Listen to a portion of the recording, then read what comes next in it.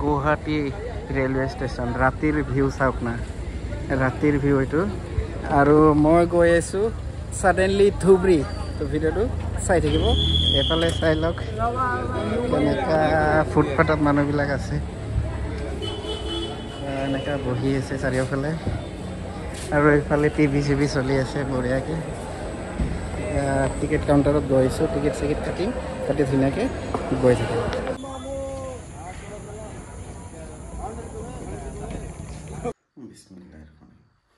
আসসালামু আলাইকুম মোৰ নাম আতিকুল ইছলাম আৰু আপোনালোকক পুনৰবাৰ স্বাগতম জনাইছো আমাৰ ইউটিউব চেনেল আতিক অফিচিয়েল আজি মই গৈছোঁ সাডেনলি ধুবুৰী একচুৱেলি বহুত কাহিনী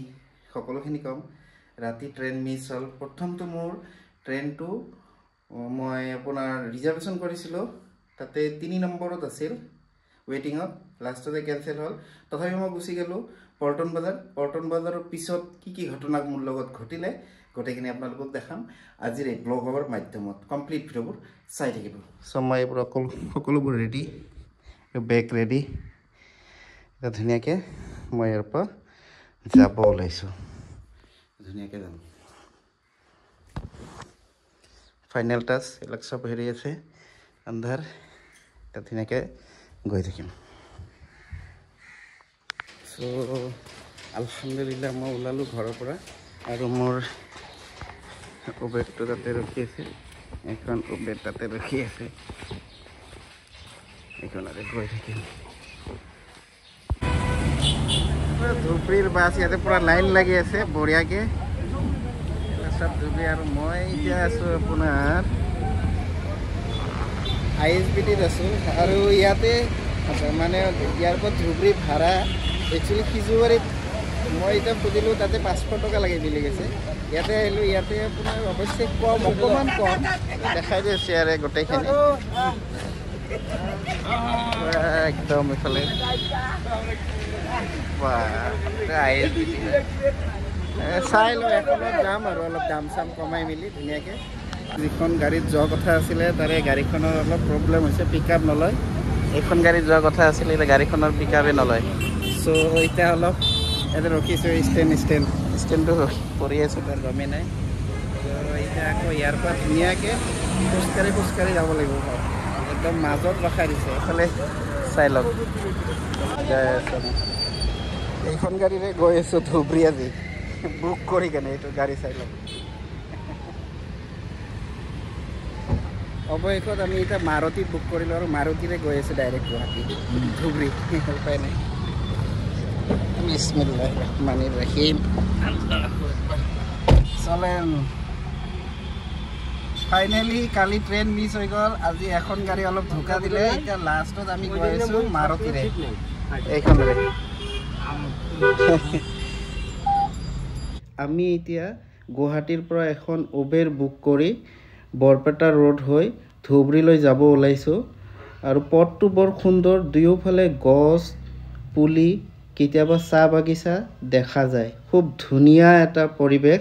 আপোনালোকে কমপ্লিট ভিডিঅ'টো চাই থাকিব বহুত ভাল লাগিব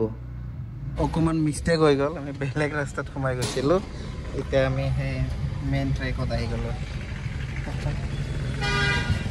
এইটো ৰাস্তাৰে যাব লাগিছিল প্ৰায় আমি বেলেগ এটা 50 কিলোমিটাৰ আমি যাম আৰু আমাৰ সময় লাগিব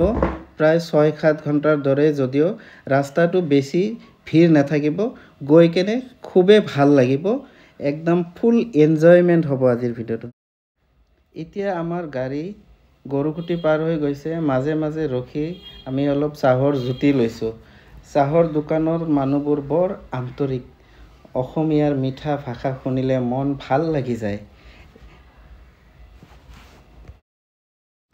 গাড়ীৰ লগতে মিউজিক লাগি আছে আৰু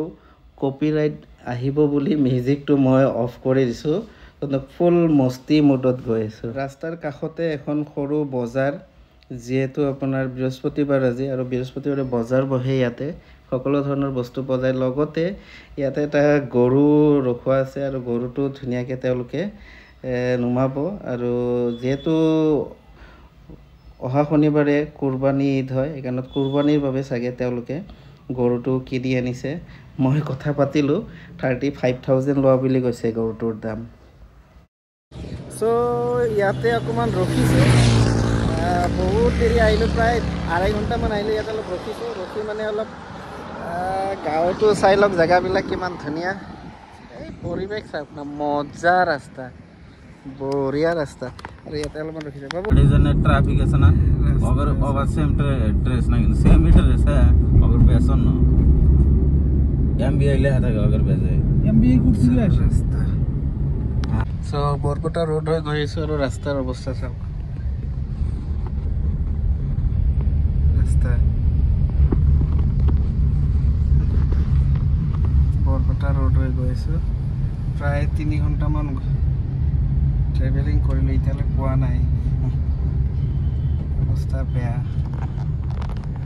ফাইনেলি পেট্ৰল পাম্পত আহিলো আৰু এটা তেল ভৰাম আমি তেল ভৰাই আছে 1500 ঠিক আছে তেল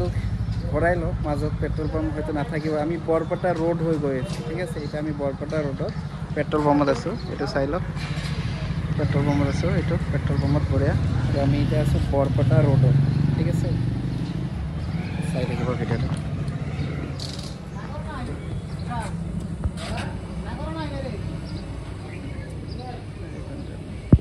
কেঁচা ধানৰ গন্ধ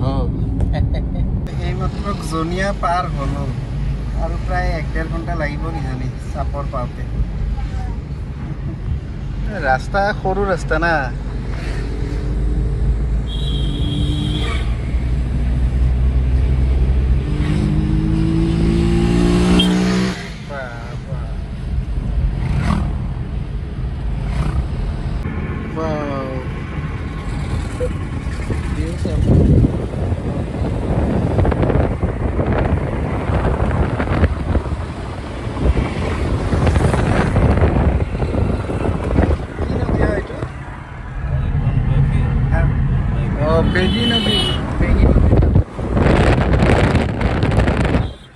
বেগী নদী হয় আমি এটা বেগী নদী পাৰ হম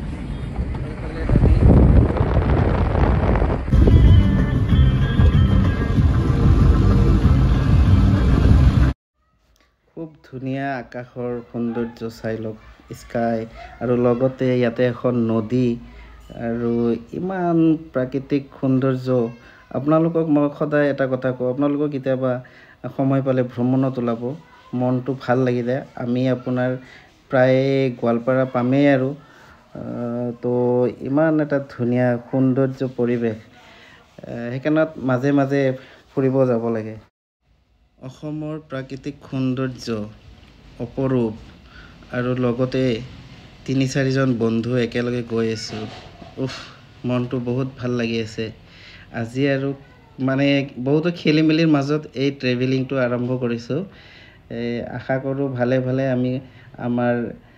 গন্তব্য স্থানত পাওঁ যেন আপোনালোকে আমাৰ কাৰণে দোৱা কৰিব আমাৰ যাত্ৰা যেন সফল ফাইনেলি গাড়ীখন ইয়াতে অলপ ৰখালে আৰু ইয়াতে আমি অলপ খানা চানা খাই লওঁ ভোকো লাগিছে ৰাতিপুৱা যেহেতু একদম লাইট ব্ৰেকফাষ্ট কৰিছো ব্ৰেকফাষ্ট মানে কি অকল চাহ খাইছো জালুকবাৰী নহয় আইএছবিটি ৰখিছে ৰখি তাতে অকণমান চাহ টা খাইছো আৰু চাহ খাই কেনে আহিছো জাৰ্নিটো বহুত এক্সাইটিং আৰু বহুত কিবা কিবি ঘটিছে ভিডিঅ'ৰ এণ্ডত আপোনালোকে গমেই পাই যাব তো কমপ্লিট চাই থাকিব এতিয়া আমি এখন হোটেল পাইছো আৰু হোটেলত খানা খাম এইখন হোটেল হয় চাই লওক ইয়াতে গৈ আছো গৈ কেনে খানাটো খাম এইখন হ'ল হোটেল ৰুনা এটা হোটেলত যাম কি পায় দেখাই দিওঁ ইয়াতে চাট আছে আসসালামু আলাইকুম তো এইখন হোটেল বঢ়িয়া হোটেল গোটেইখিনি পায় এতিয়া আমি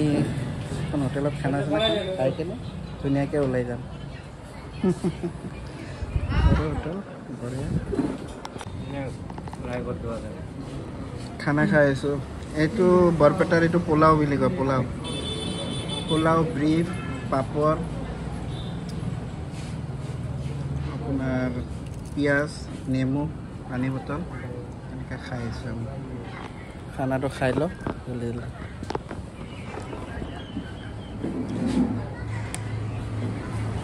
ফাইনেলি ইয়াতে খানা চানা খাই ল'লোঁ ধুনীয়াকৈ এইটো হোটেলত হোটেলটোৰ নাম হ'ল হোটেল ৰুম ৰুনুমা হোটেলত ধুনীয়াকৈ খানা চানা খাই ল'লোঁ আৰু গছ চাওক না কি মজা আৰু এতিয়া ধুনীয়াকৈ যাম সেইকাৰণে ইয়াৰ পৰা ডাইৰেক্ট আল্লাহ কৰি ধুবুৰী চাই থাকিব ভিডিঅ'টো দেই এতিয়া আমি ধুবুৰী জিলাৰ ভিতৰত সোমাই আহিছোঁ পথৰ পাৰৰ দৃশ্য একেবাৰে ধুনীয়া নদী মন্দিৰ আৰু বজাৰৰ পথ সকলোৱে এক শান্ত নিস্তব্ধ অনুভৱ ধুবুৰী হৈছে বিখ্যাত ব্ৰহ্মপুত্ৰ নদী গৌৰংগ মন্দিৰ আৰু ইণ্ডিয়া বাংলাদেশ সীমান্তৰ বাবে আপোনালোকক আমি পাছত ইয়াৰ ওপৰত বিশেষ ব্লগ এটা দেখুৱাম আৰু এই ধুবুৰীৰ ঐতিহাসিক কিছুমান জায়গা আছে সেইবোৰো আমি এক্সপ্ল'ৰ কৰিম আমি এতিয়া ধুবুৰী চহৰত সোমাই পালোঁ এতিয়া গোটেই বা আত্মীয়ৰ ঘৰলৈ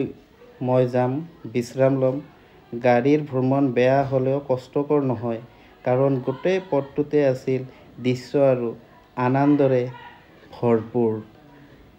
এয়া আছিল গুৱাহাটীৰ পৰা ধুবুৰী আমাৰ আজিৰ গাড়ীৰ ভ্ৰমণ ভিডিঅ'টো বহুত বেছি আপোনালোকক হয়তো এণ্টাৰটেইনমেণ্ট আৰু ভাল লাগিছে গতিকে আপোনালোকে ভিডিঅ'টো লাইক কৰিব কমেণ্ট কৰিব আৰু লগতে শ্বেয়াৰ কৰিব খুব ভাল লাগিব আপোনালোকৰ মতামত আমাৰ বাবে অতি